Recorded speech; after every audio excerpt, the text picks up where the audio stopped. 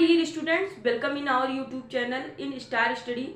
So friends, आज हम लोग क्लास 11th की फिजिक्स स्टार्ट करने वाले हैं। क्लास 11th की फिजिक्स का दूसरा चैप्टर है हमारा यूनिट्स एंड मेजरमेंट्स।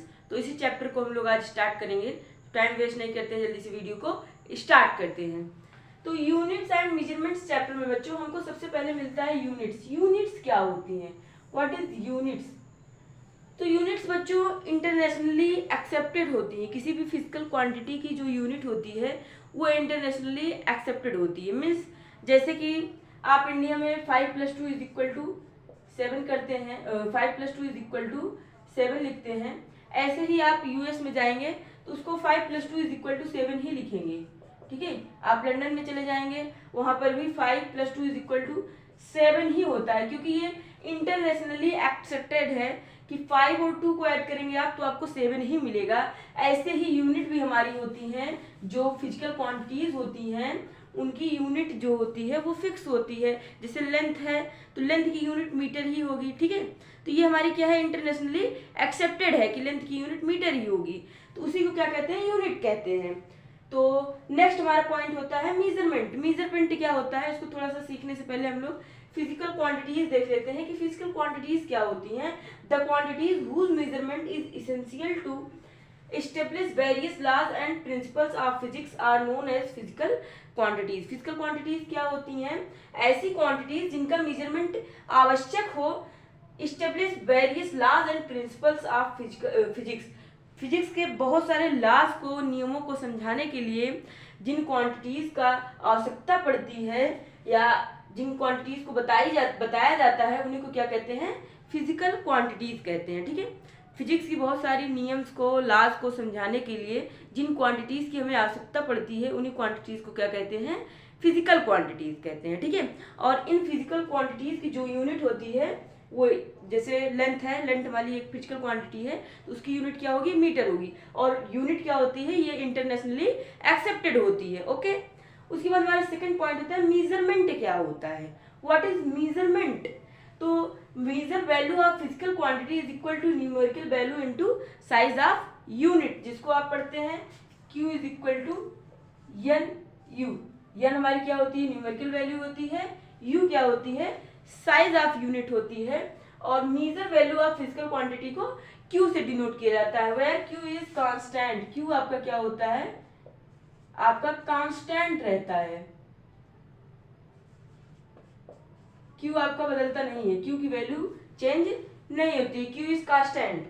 जो n न्यूमेरिकल वैल्यू होती है ये हमेशा बदलती रहती है। ठीक है, और U जब न्यूमेरिकल वैल्यू बढ़ेगी तो U जो है यूनिट आपकी छोटी होगी, और जब यूनिट बढ़ेगी तो न्यूमेरिकल वैल्यू छोटी हो जाती है। ठीक है, जैसे कि इसको हम एक एग्जांपल से समझते हैं। 365 डेज, इसको आप कह सकते हैं 1 ईयर, इसको आप कह सकते हैं 1 ईयर। 1 ईयर में 365 डेज होते हैं। आप इसको कह सकते हैं 52 वीक्स, और क्या कह सकते हैं 52 वीक्स। 12 मंथ्स कह सकते हैं, 12 मंथ्स कह सकते हैं आप। ठीक है, 365 को क्या कह सकते हैं, 365 डेज को क्या कह सकते हैं, 1 ईयर कह सकते हैं, 52 वीक्स कह सकते हैं, या फिर 12 मंथ कह सकते हैं। तो बच्चों देखिए यहाँ पर डेज हमारी क्या है, एक छोटी यूनिट है, तो यहाँ पर न्यूमेरिकल वैल्यू हमारी क्या हो गई है, बड़ी हो गई है। ठीक है, और 1 ईयर में देखेंगे आप, 1 ईयर में 1 हमारी क्या है, न्यूमेरिकल वैल्यू है जो कि छोटी है, और ईयर हमारी क्या है, साइज ऑफ यूनिट कह सकते हैं आप इसको, या फिर यूनिट कह सकते हैं, बहुत बड़ी यूनिट है ईयर। तो ये क्या हो गई, बहुत बड़ी नहीं है तब भी फिर भी डेज से बड़ी यूनिट है। ठीक है, ये क्या है, डेज से बड़ी यूनिट है। तो यहाँ पर यूनिट बड़ी हो गई तो न्यूमेरिकल वैल्यू आपकी छोटी हो गई। यहाँ पर देखिए, यहाँ पर वीक्स है, तो वीक्स भी हमारी क्या है, ईयर से छोटी यूनिट है, लेकिन जब वीक्स हमारा यहाँ पर आ गया तो न्यूमेरिकल वैल्यू क्या हो गई, घट गई। ठीक है, सॉरी, हाँ घट गई। 365 डेज में क्या हुआ, ये वाली न्यूमेरिकल वैल्यू हमारी क्या थी, ये सबसे बड़ी न्यूमेरिकल वैल्यू थी, डेज में था, यूनिट क्या था आपका, छोटा था।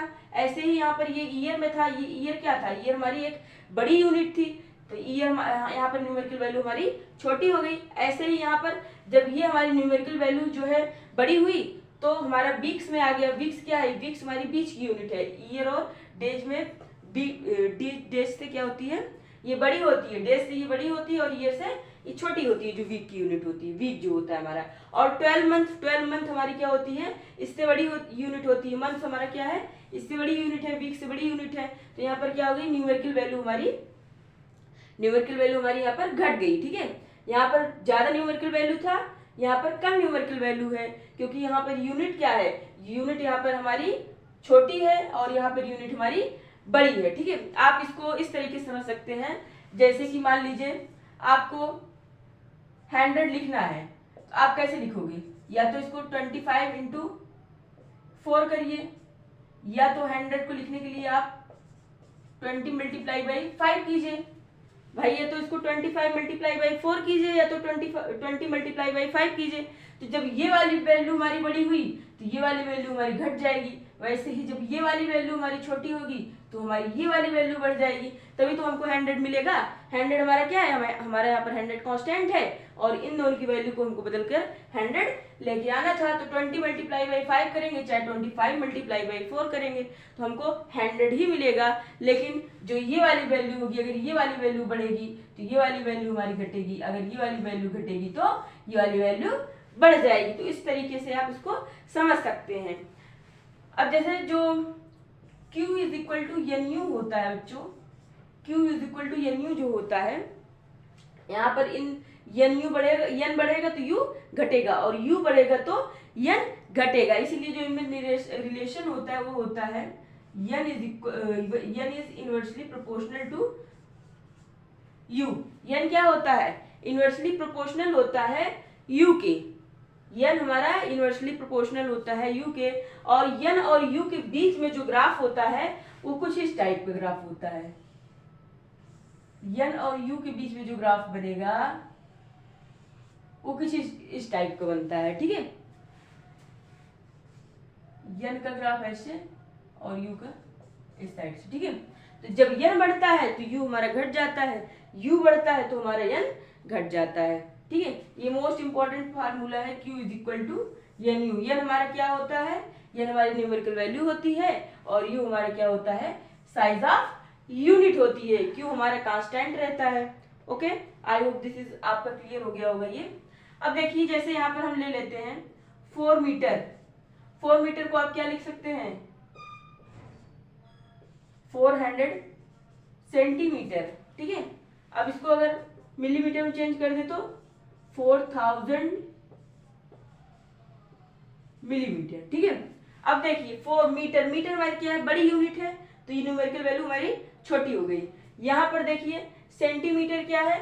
सेंटीमीटर हमारी मीटर से छोटी यूनिट है, तो यहाँ पर क्या हो गया? न्यूमेरिकल वैल्यू बढ़ गई। ठीक है, यहाँ पर देखिए सेंटीमीटर से भी छोटी मिलीमीटर हमारी यूनिट होती है, तो इसीलिए हमारी क्या हो गई? यहाँ पर न्यूमेरिकल वैल्यू इससे भी ज्यादा बढ़ गई। ठीक है, यहाँ पर डबल 0 लग गया है। ठीक है, ये 4000 होगा। तो आपको इससे याद रखना है कि जब यूनिट हमारी बढ़ेगी तो न्यूमेरिकल वैल्यू घटेगी, न्यूमेरिकल वैल्यू बढ़ेगी तो हमारी यूनिट घटेगी। आई होप आपका ये क्लियर हो गया होगा। तो मैं इसको इरेज करती हूँ। बच्चों, हम यहाँ पर देखने वाले हैं कुछ सिस्टम्स के बारे में, कौन कौन से सिस्टम्स होते हैं जिनमें हमारी फिजिकल क्वांटिटीज मेजर की जाती हैं। तो जैसे देखिए यहाँ पर एक है CGS सिस्टम, जिसको कहते हैं सेंटीमीटर ग्राम सेकंड, ये गॉसियन सिस्टम होता है। और सेकंड हमारा आता है FPS सिस्टम, जिसमें फुट पाउंड सेकंड, ये ब्रिटिश सिस्टम होता है हमारा। और MKS सिस्टम जो होता है मीटर किलोग्राम सेकंड, ये फ्रेंच सिस्टम होता है। जैसे कि आप लोगों ने कहीं देखा होगा, या 9th में अगर आप लोगों ने पढ़ा है फिजिक्स, तो उसमें आप लोगों ने देखा होगा कि फोर्स की कहीं पर डाइन यूनिट मिलती है, तो कहीं पर न्यूटन मिलता है, कहीं पर पाउंडल मिलता है। ठीक है, तो यहाँ पर देखिए जो डाइन है ये हमारा CGS सिस्टम का यूनिट है। ये कहाँ से आया? CGS सिस्टम से आया है। और ये न्यूटन जो है ये FPS सिस्टम से आया है। और जो पाउंडल है ये हमारा MKS सिस्टम से आया है। ओके, तो अलग अलग यूनिट्स यहाँ पर हमको मिल जाती है, जैसे अलग अलग नेम से। जैसे CGS में डाइन इसी को कहेंगे, तो FPS में इसी को न्यूटन कहेंगे, तो MKS में पाउंडल कहेंगे। तो हमारा यहाँ पर फिजिकल क्वांटिटी जो होती है वो एक ही रहती है, लेकिन उसके अलग अलग यहाँ पर जो है आपके यूनिट्स मिल जाते हैं। तो ये 3 सिस्टम्स बहुत मोस्ट इंपॉर्टेंट तीनों सिस्टम्स हैं, तो ये आपको मिलेंगे। आई होप आपको वीडियो अच्छा लगा होगा। अगर वीडियो आपको अच्छा लगा है तो जल्दी से वीडियो को लाइक कर लीजिए, चैनल को सब्सक्राइब कर लीजिएगा और बेल आइकन को जरूर प्रेस कर दीजिएगा, जिससे मेरी सारी वीडियोज़ की नोटिफिकेशन आपको टाइम पर मिलती रहे। Thank you so much.